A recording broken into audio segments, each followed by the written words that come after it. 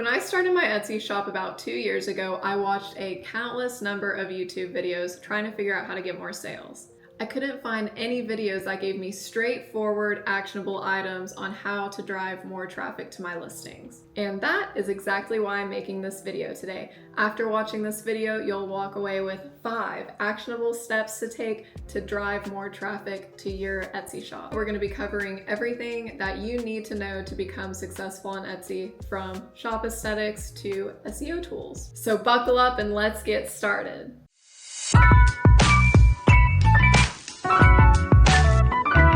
My name is Kelsey. I'm the owner of the Crochet with Kelsey Etsy shop, and I have over 1,800 sales and over 300 reviews with a 5-star average. I know that might sound a little overwhelming if you've just started your Etsy shop, but I'm going to show you how you can get there too. The first thing we're going to talk about is your shop aesthetic. You're going to want to make sure that your logos, your banner, and your listings all have the same aesthetic, which means having the same colors and the same typography to give your brand a cohesive look. If you don't have a banner or a logo yet, you can make one for free on Canva. They have tons of tools for you to get started. Make sure to pick a font and colors that you're happy with, because you're probably going to be stuck with them for a long time. If you use any fonts in your logo and in your banner, make sure to use the same font and color scheme if possible in your listing photos. Be sure that every single field in both your shop policies and your about page is completely filled out. This will give buyers a better sense of who you are as a person and make sure that your shop policies are clear so that there's no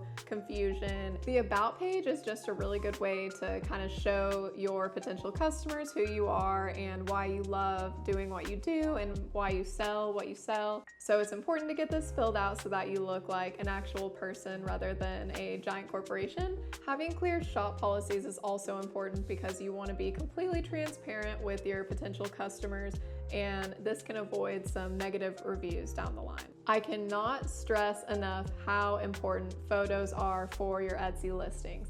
Etsy is a visual website where people click on a picture to learn more about the item. So you need to make sure that your pictures are appealing, use natural light whenever you can, and make sure that you pose your photos in a way that makes them look their absolute best. Also be sure to use all 10 photo spaces on each listing, as well as a video, because when people are scrolling on the Etsy website, if they hover over your listing, this video is going to play. Making videos that are interesting and maybe show your product from a bunch of different angles are a great way to make people click on your listing. In your photos, don't just take 10 photos that look exactly the same. Be sure that you're showing your product off from different angles and really emphasizing what is so special about it. For example, I sell plushies, so I would probably take a picture of my plushie in every single angle, and I would probably pose it a few different ways so that they can kind of see what it could potentially look like in their home. I don't have a beautiful backyard or front yard or garden that I can take photos in. So what I actually used to do is I used to take my plushies and I would go walk down a few houses, and one of my neighbors has this really nice bush. So I would literally just hold my plushie in front of the bush and take pictures of it from all different angles. And those to this day are still some of the best photos that I have. But as I started adding more listings, I was like, okay, I need something easier. So now my backdrop for most of my photos is just my fence. And I go outside and I go against the fence and I take some nice naturally lit photos, and it works for me.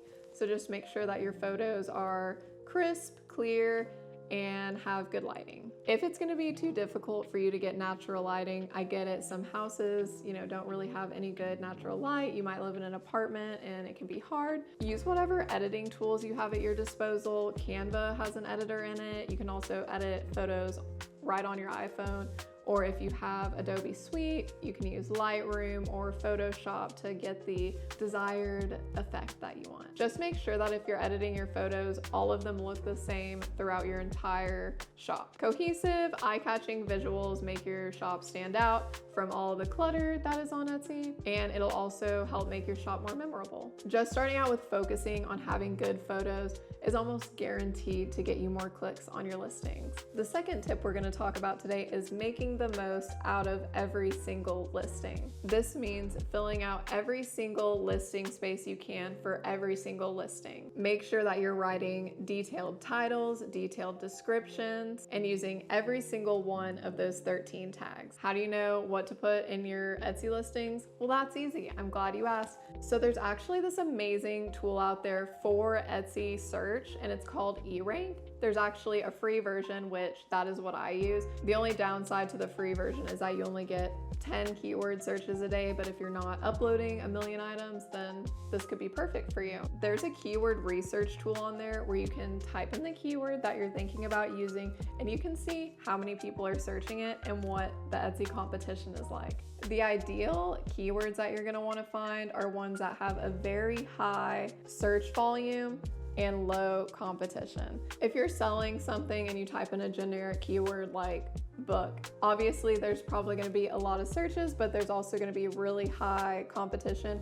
So try to find some long tail keywords and some unique ones, and just look around and see how many people are searching for it. This step definitely takes a lot of time, but it does help you pop up higher on the Etsy search queue. There's also a tool on there called Rank Checker, and this is where you can type in a keyword, see exactly what pops up on Etsy currently, and you can also see exactly what keywords those listings are using. So if you get creative and come up with a keyword strategy based on what the top listings are doing, you have a pretty good chance to set yourself up for success there. I don't know if this is common knowledge or not, but if you just go on Etsy.com, type some keywords into the search bar, and see what auto-populates, that is what people are searching for. It is guessing that you're gonna search for that because so many other people have. So if you don't feel like going through all the trouble of eRank and you just wanna do minimal SEO research,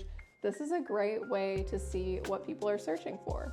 So once you find some relevant keywords that are not only getting a lot of searches, but also don't have a lot of competition, it's time for you to fill out all of your fields. You're gonna wanna include some of these keywords in your title, in your description, and absolutely in your tags. Do not let any of these fields go to waste. Type as much as you can, use as many keywords as you can, and that's gonna be a surefire way for your listing to pop up when people search for relevant terms. Tip 3 is to promote your shop on multiple channels. Although the Etsy search engine is great for a lot of things, you can't solely rely on it. It's important to promote your shop on your own social media channels such as Instagram, TikTok, Facebook, or X, whatever platform fits your target audience the best. And I would even suggest using every single platform you can to promote your Etsy business, because all it's gonna do in the end is tell more people that you have an Etsy shop, which will lead more people to click on your listings, which will lead to you getting more sales. So do a little research, figure out where your target audience hangs out online, put a lot of effort into promoting yourself, showing off your products, and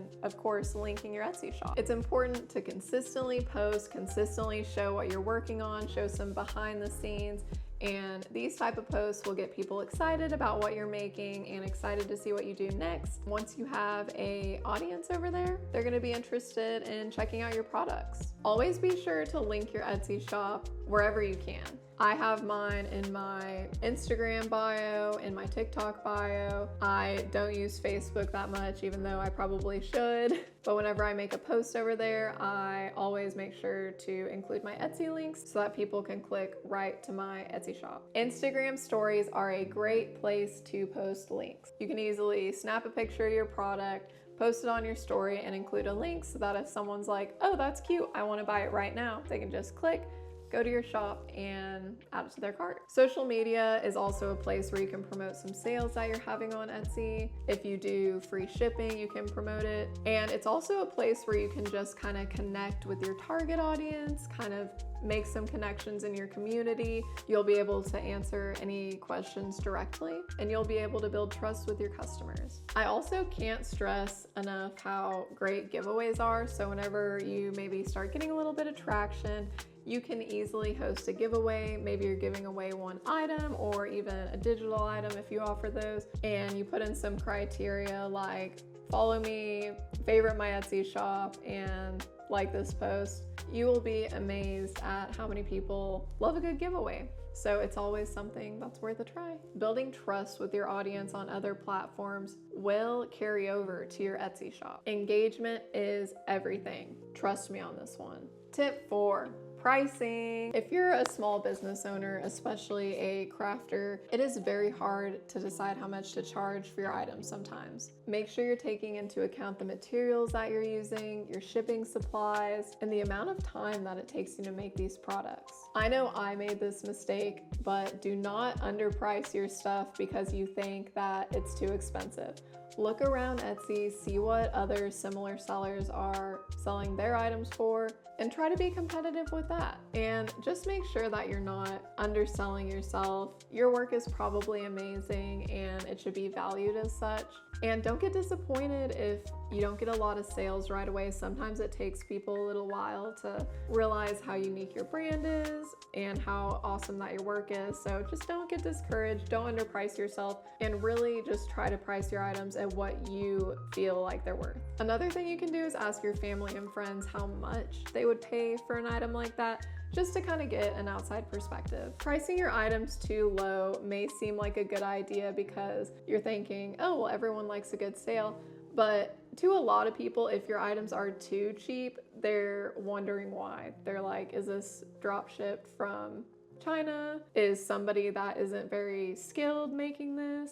So just be sure to do your research and value yourself and your work at what you're worth. And even if the right customers don't come around immediately, staying true to yourself will pay off in the long run. Tip number 5. Stellar customer service. So I'm sure that if you've ever shopped around on Etsy and you're familiar with the platform, you've seen the star seller badge. Although Etsy says that having a star seller badge doesn't contribute to where you show up in the listings, the factors that lead to becoming a star seller do help. So Etsy looks for 3 things. They look for fast response times, shipping on time, and good reviews. You need to try to reply to any messages that you get from a first-time potential buyer, which could be a question about your product or maybe what materials did you use for this. But no matter what the question is, you need to reply within 24 hours. Whatever you set your shipping policies to is extremely important, because if you say that your item is going to ship within 1 to 2 days,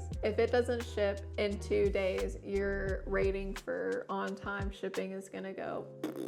So you need to make sure that all of your products ship on time, and if you feel that you're not going to be able to make the time that you have on there, edit it. If it's going to take you 3 to 5 days to ship, change your shop policies to say that, and then you won't get in trouble. The last thing you need to have is a 4.5 star rating or above. And I'll say there are people out there, they buy a pattern of mine and they say, this isn't the right color.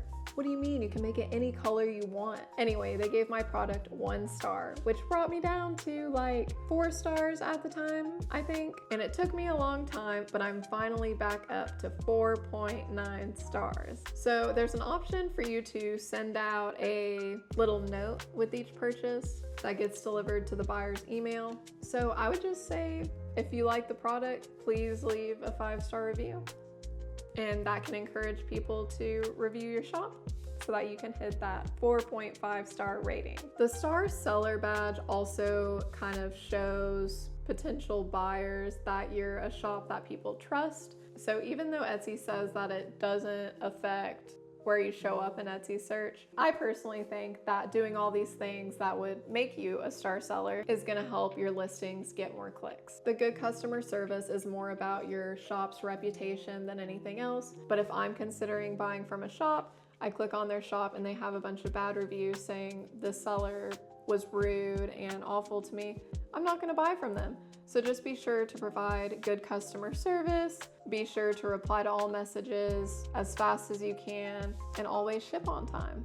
And if you provide a good product that you believe in, I don't think any of these things are going to be an issue for you. So you now have 5 new takeaways that you can apply to your Etsy shop. Shop aesthetics, listing optimization, promoting yourself on social media, pricing strategy, good customer service. If you have any questions for me or you have any Etsy tips that you'd like to share for new Etsy shop owners, please leave a comment below. Be sure to like and subscribe if you liked this video, if you like crochet content, or if you like small business things. I appreciate your support and I truly do wish you the best of luck at your new Etsy shop. It's a long journey that takes some work, but I know that if you're a motivated individual that has a good product that they believe in, you will be successful. Thank you so much for watching this video. See you next time.